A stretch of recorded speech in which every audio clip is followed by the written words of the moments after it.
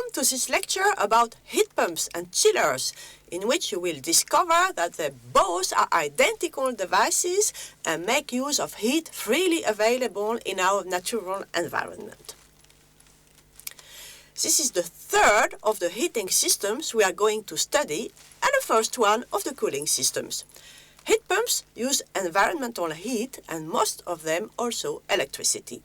So they can be classified as electrical systems as well, but much more efficient ones than the simple electrical resistance-based systems we described in an earlier lecture.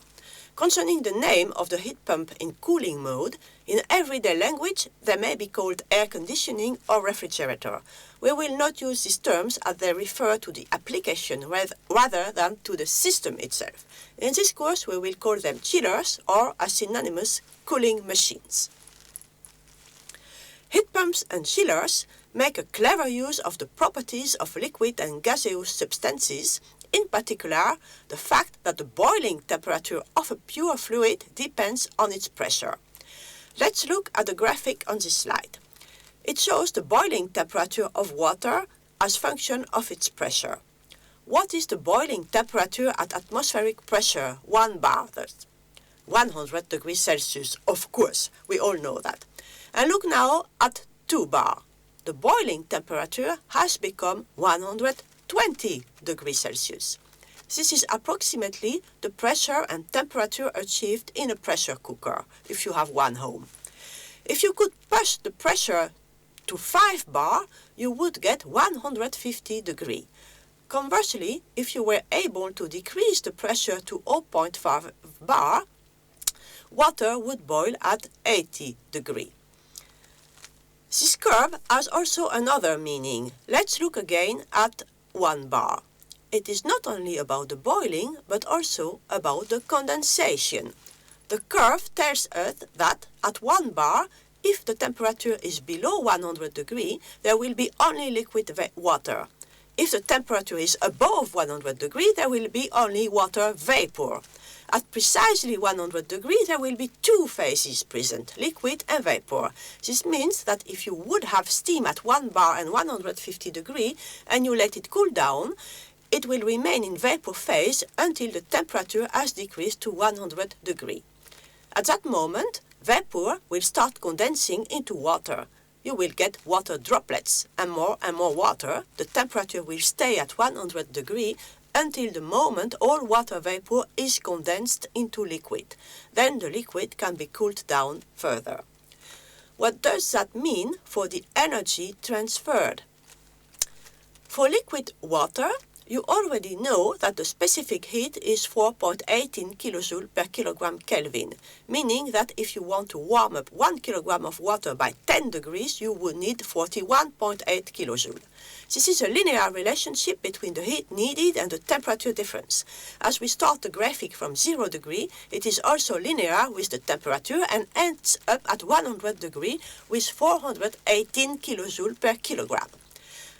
At 100 degrees, the water starts boiling, and this boiling process will go on until the moment all water is evaporated. The heat needed for such a process is called the latent heat of evaporation and amounts 2256 kJ per kilogram, which is really a lot. Once all liquid water has been evaporated, you could continue to heat the water vapor to make hot steam, for instance. The specific heat of water vapor is 1.996 kJ per kilogram Kelvin, so if we would stop at 200 degrees, we would have 199 kJ per kilogram, of course. And the beautiful thing is that it works both sides. If you bring heat in it, it goes this side. But if you let it cool down, it will release all this heat. You understand now that we call the process of phase change, evaporation or condensation, therefore, is so important. It is about huge quantities of energy. For water, 5 times higher than just with liquid, and 11 times higher than just with vapor. These figures are specific for water, but the principle is identical for every fluid. One thing we could do more is compress the water vapor to 5 bar, because the heating curve then looks like this. meaning that by condensation we would now get a little bit less heat, but at a much higher temperature, 152 degrees, which may be very useful. We took the case of water for the ease of explanation, but we will work further with other substances, the so-called refrigerants. You see, for a few of them, their condensation and evaporation temperatures. Evaporation is just a synonymous for boiling. Please note that in the explanations about water, the pressure scale was completely different, going from 0 to 5 bar instead of 0 to 80 bar here. Let's take the case of ammonia, NH3, also called R717. It is a blue curve. At 1 bar, it boils at minus 33 degrees Celsius. I repeat, under atmospheric pressure, ammonia evaporates at minus 33 degrees. This means that under normal temperatures on the Earth, not taking the polar regions into account, ammonia would always be in vapor form. Let's look at 20 bar now. At 20 bar, ammonia boils at 50 degrees Celsius. It also means that if we had ammonia vapor at 50 degrees or higher, it would condensate at 50 degrees, releasing a lot of heat, just like we saw for water. And that is where it becomes very interesting. All these refrigerants have a pressure range in which they can evaporate at very low temperatures, temperature like the one of outdoor air, even cold winter outdoor air, somewhere between minus 30 and plus 15, for example. So, in a vessel of ammonia placed outdoors, the ammonia will always be in vapor form. The nice thing about vapor is that it is easy to pressurize with a compressor. The compressor decreases the volume of the vapor by which the pressure increases. So, if we can compress our initial ammonia vapor from 1 bar to 20 bar, the boiling temperature, which is also the condensing temperature, would be 50 degrees. Condensation at this temperature would produce a lot of heat at 50 degrees, which is a very nice temperature to be used to heat a building. And conversely, once we have this condensed ammonia at 20 bar, if we manage to depressurize it to 1 bar, it will evaporate immediately, taking a lot of heat from its environment. That is what happens inside your refrigerator or in an air conditioning machine. So, that is the magic here. At a low pressure, a fluid like ammonia just takes heat from the environment to evaporate. This vapor can be compressed to a high pressure. For that, we need a bit of energy, and at this high pressure, the fluid can condensate at a high temperature, delivering heat at this temperature.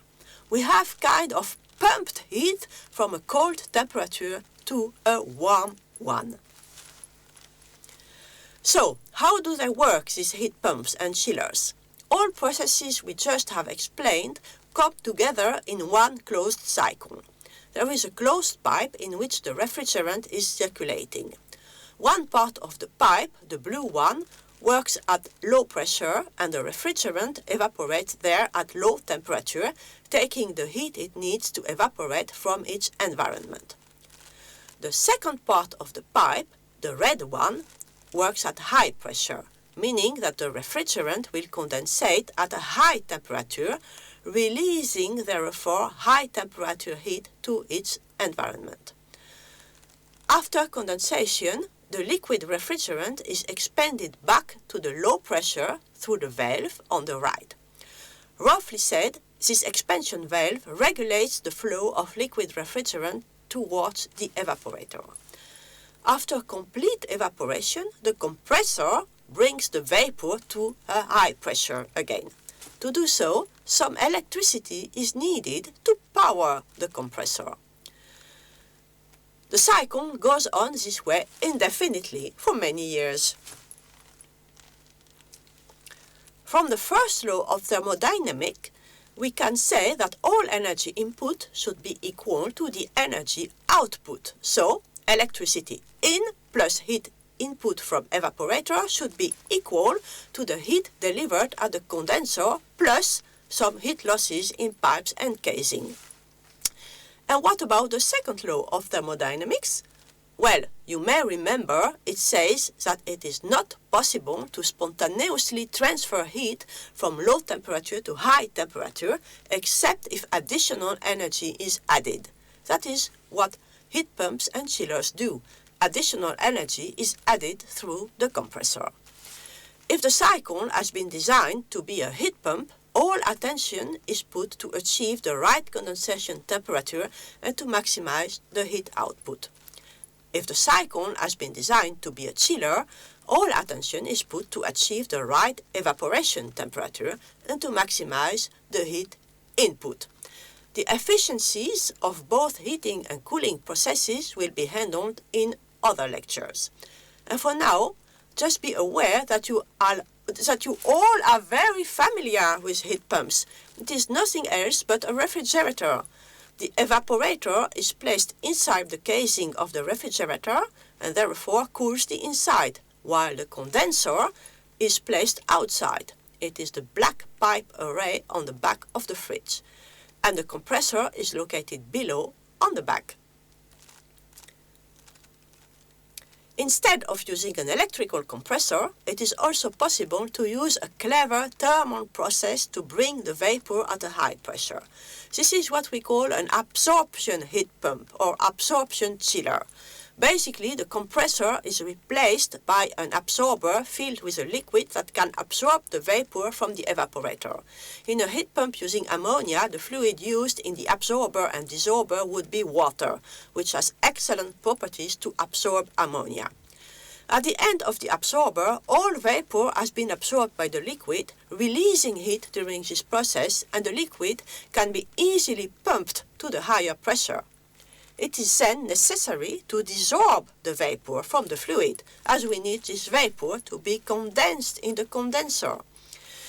Desorbing the vapor from the fluid is done by heating the desorber.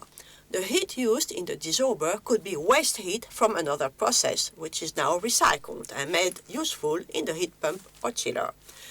This is often used in industrial processes, but can also be used in buildings to upgrade waste heat from other buildings or industries, or to produce cooling using heat from a district heating system in summer, for instance.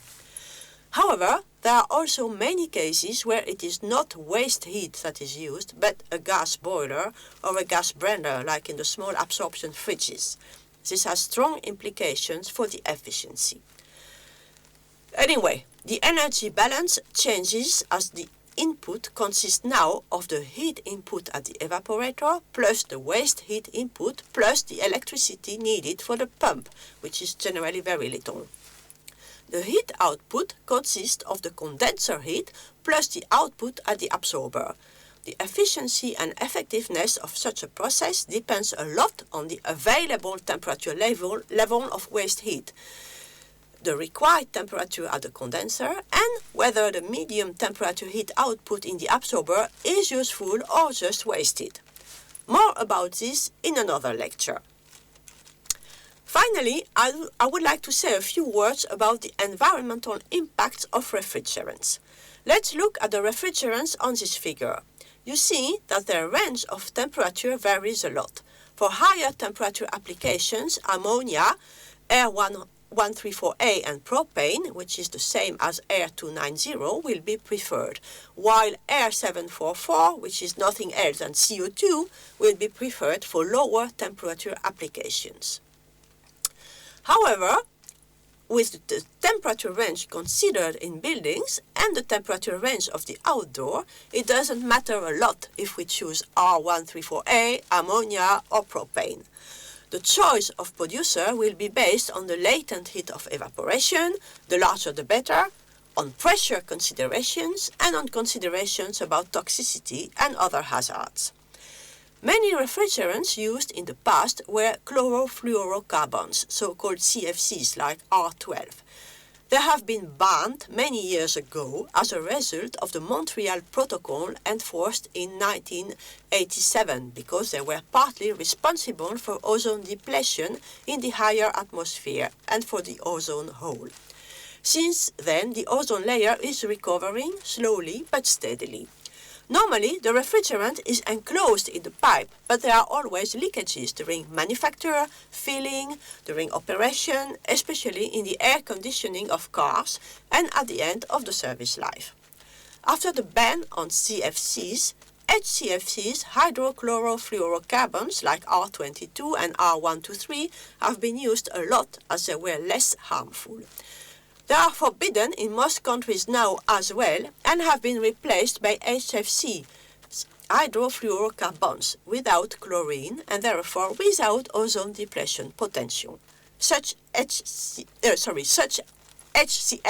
are R404A or 134A. Problem solved, would you say? But unfortunately, many of these HFCs have a very high global warming potential.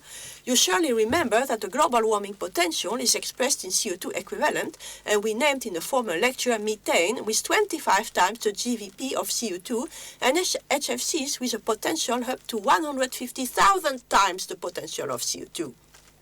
And that is why many countries now want to replace HFCs by alternatives with lower CO2 equivalent emissions. For instance, R507, which is a mixture of different HFCs, or propane, also called R290, ammonia, and even carbon dioxide, with its relatively low global warming potential. These are the refrigerants you see in the graphic left. In this lecture, you have discovered the working principle of heat pumps and chillers and how they make a clever use of the pressure dependency of the evaporation and condensation temperature. The refrigerant at low pressure takes low temperature heat from its environment to evaporate. It is then compressed to a high pressure and can therefore release its heat at a high temperature by condensing. The condensed liquid refrigerant is then expanded towards the low pressure part. This takes place in a continuous cycle. You have also learned that this is not a spontaneous process. Extra energy is needed in the form of electricity for the compressor. Alternatively, a thermal compressor can be used based on the recycling of waste heat. This is called an absorption heat pump or absorption chiller. Finally, we discussed briefly the environmental impacts of refrigerants. Thank you for listening. I hope you enjoyed it.